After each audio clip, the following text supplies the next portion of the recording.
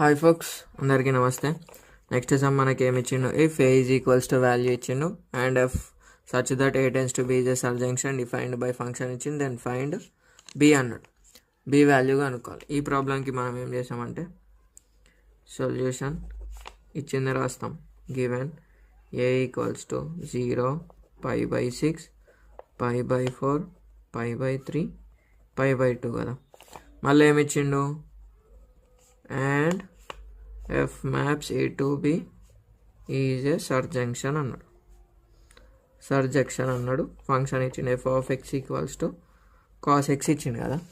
So ఇంతగానం మన condition ఇచ్చినాక మనం ఏం చేస్తాం బ్రో అంటే బి ఈక్వల్స్ టు ఇక్కడ ఉంది కదా, f of 0, f of π/6, f of π/4 ఇచ్చిన ఫంక్షన్లో సబ్స్టిట్యూట్ చేయాలి, అయిపోతుంది. సరే, ఇప్పుడు ఏం చేస్తాం, cos 0, cos π/6, cos π/4, cos π/3, cos π/2 ఈ వాల్యూస్ వచ్చేసి కాస్ 0 వచ్చేసి 1, కాస్ 90 వచ్చేసి 0. సరేనా. కాస్ 30 వచ్చేసి √3/2, ఇది వచ్చేసి 1/2, ఇది వచ్చేసి 1/√2. అంతే కదా. కాస్ ట్రిగ్నోమెట్రిక్ వాల్యూస్ రాసి అయిపోతుంది.